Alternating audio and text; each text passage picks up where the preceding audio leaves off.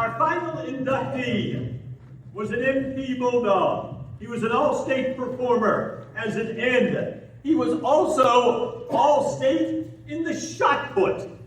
He threw it 54 feet and beat everybody else. He went on to Clemson University where he was a Tiger, football and track, and actually was up there with Charles Dumas, former superintendent of schools here. Whether slicing through to make a tackle or hurling the shot lightly through the air, he performed like a champion. And tonight, we welcome him into the Forsyth Monroe County Sports Hall of Fame. Fred Whittemore could not be here tonight. We will welcome up UGA legend Charlie Whittemore, who's going to say a few words, but the honoree, Fred Whittemore.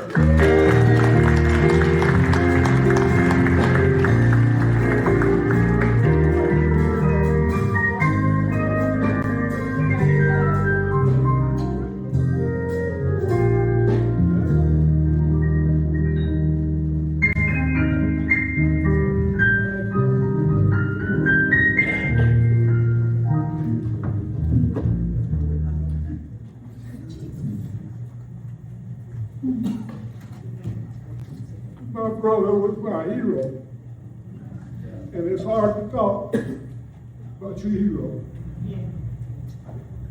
But he wanted to be here, but he just couldn't come. He called me up first time and he said, "I'm going to be inducted and I'd like you to come." I said, "Yeah, I'll be there." Then he called me up and he said, "I can't make it and you're going to be the speaker." That was difficult, but it's really interesting, Fred's story. We were preacher's kids. My dad was a Methodist minister. We moved here when Fred was going into his senior year.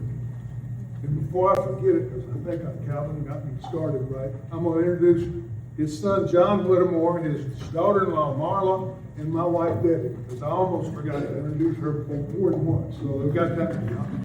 But Fred came here. He had made All-State at Washington Wells High School as a junior. And that summer, in June, he left and went to work at Lake Junaluska. The Methodist minister's sons a lot of times had a chance to work at Lake Junaluska in the summer. It was an interesting thing in North Carolina. Well, while we were there, he anticipated, my dad anticipated, us staying in Washington.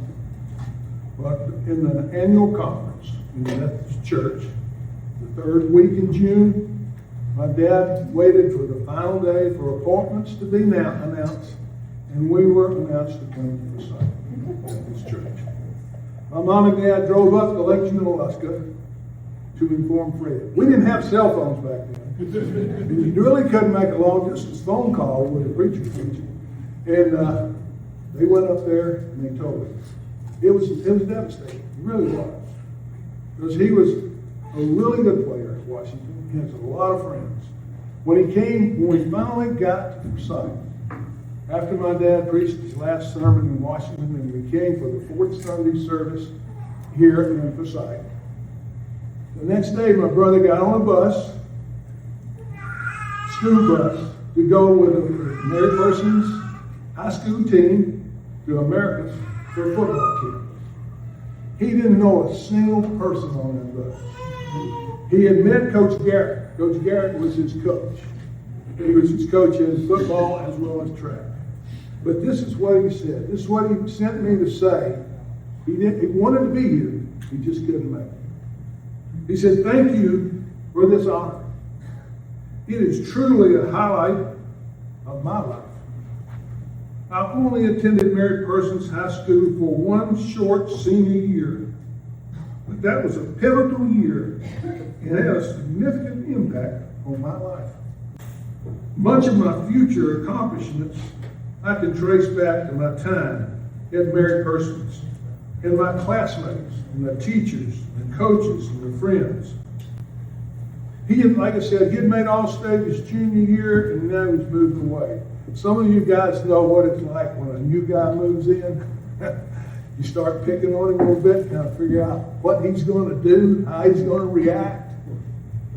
He said it was interesting. He said it was very interesting. He said after coming back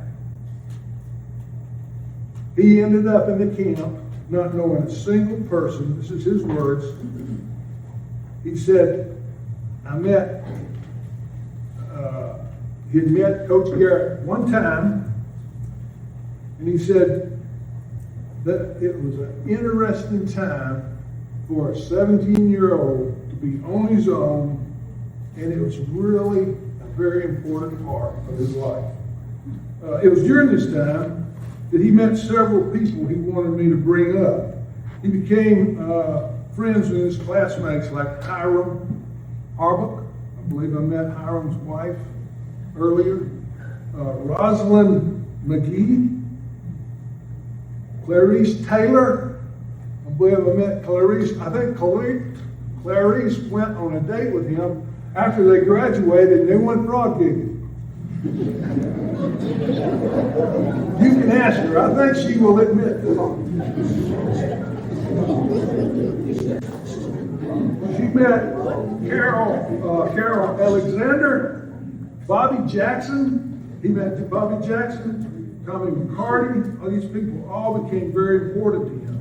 When he went the first night in camp, he was in a room with Lee Willingham and Glenn Stewart. These were all guys on the team, and they showed him around. And he had great teachers. He wanted me to mention these teachers. He mentioned the impact that Coach Garrett had on him. Coach Garrett coached him in football and track. He also had a teacher by the name of Miss Cersei, and he had a speech teacher named Clara Crowder. Now, Clara Crowder, this is what he said, taught him to speak without a southern accent.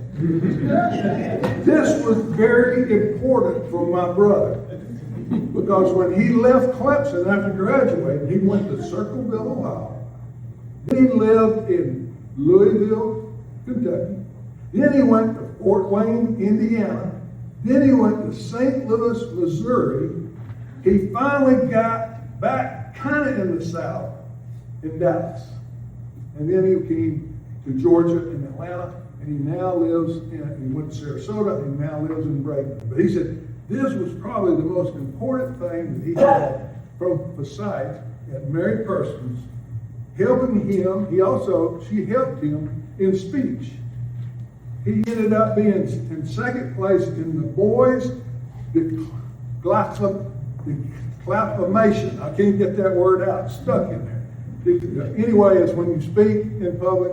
He spoke at a competition and came second in state. His senior year at Mary Persons, he made All-State in Mary Persons. In Washington, he had played basketball and baseball, but he had torn his knee up the last game in his junior year.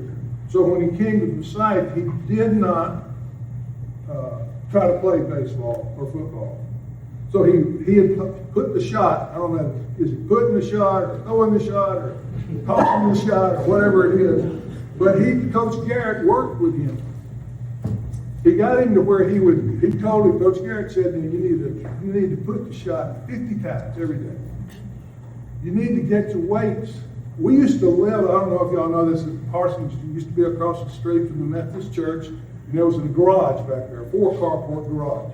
Now, we didn't have one car, so we didn't use it. So he put the weights in there, and he lifted weights, and he ended up he won this Class B shot put championship. At that particular time, they had an all-comers event. All-comers meant the AAA, AA, single A, and this was what it had at this time in the 50s. AAA, AA, single A, B, and C all came together at Grady High School in a competitive championship in different events. He was a shot putter. He got there, and this was what he said. He said, my uniform was a pair of white swim trunks, a faded old yellow basketball jersey with Mary Persons on it. And he said, I had on baseball cleats. Now, at Mary Persons football field, There was up on the hill up there, they had a circle, a pad, a shot put ring. That's where he practiced. It was dirt. So when they got to Atlanta at Grady High School, and he found out that it was a concrete pad at Grady, he knew he couldn't throw the foot or put the shot or toss whatever it is, okay? He knew he was going to have a hard time doing that. So he went to my dad's car, the only car we had, opened the trunk, and he found a pair of old tennis shoes that he had been frog getting. It had blood, frog guts, and mud all over it. So when he walked out in front of all these AAA and AA and single A track guys that had their uniforms on, that had their nice shoes for putting the shot, and they had their little bag that they carried their shot put around it. He didn't have any of that. They were laughing. They were snickering. They were making fun of him. So he said that when he got ready, when he was called, and Class B went toward the end, when he was called, he heard one guy say, "Okay, Mary, let's see how far you can throw it." Again, Mary Persons was on the back. They thought his name was Mary Persons.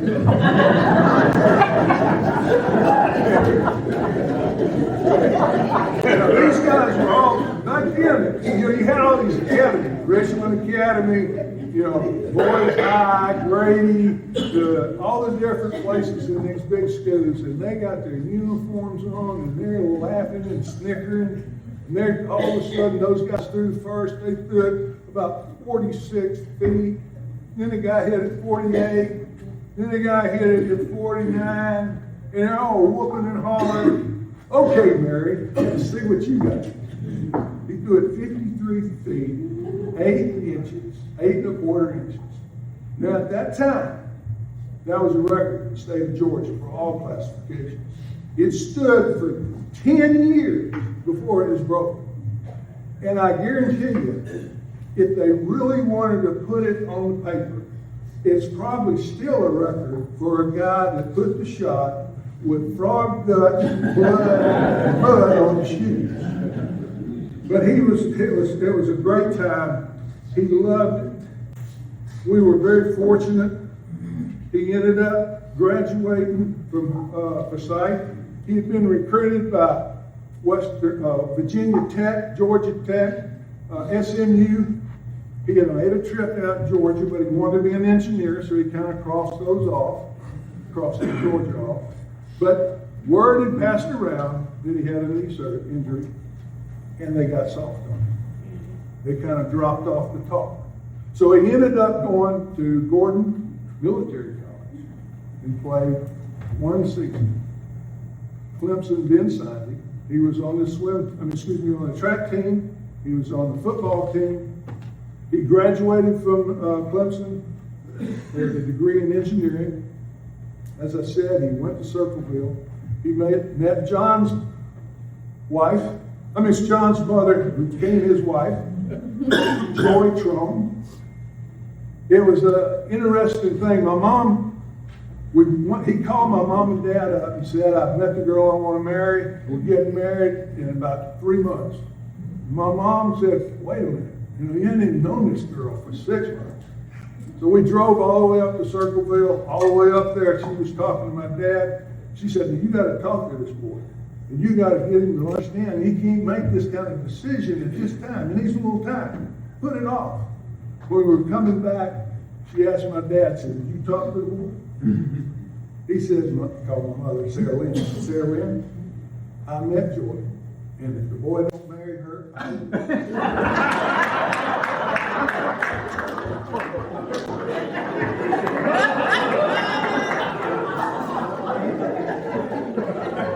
The thing you have to realize, my dad was 6'4", 240 pounds, and he was like that old commercial that they had that said, when he spoke, you listen, and then you shut up. Right? But anyway, I know that's taking a little too much time. My wife has told me to get through with this. This is what he told me to say to you. So he said this. So he gave me that sign several times. She made me promise I wouldn't say anything about myself, that I would talk about friends. Moving to Forsyth was the best thing that ever happened to me. Tell the people at the banquet that this honor of the Hall of Fame will be cherished in my heart and will not go to my head. Thank you.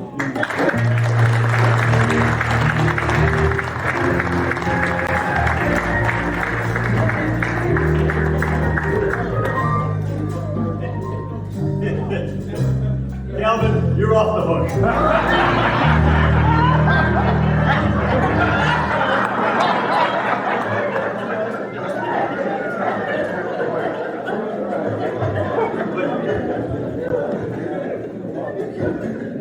Calvin put everyone on point by thanking your wife. Yes, indeed. Blessings to all. All right, let's run them down one more time. Quentin Davis, Amy Hagley, Tommy Ivey, Calvin Scandrett, Kenny Shannon, Linda Joy Sosa,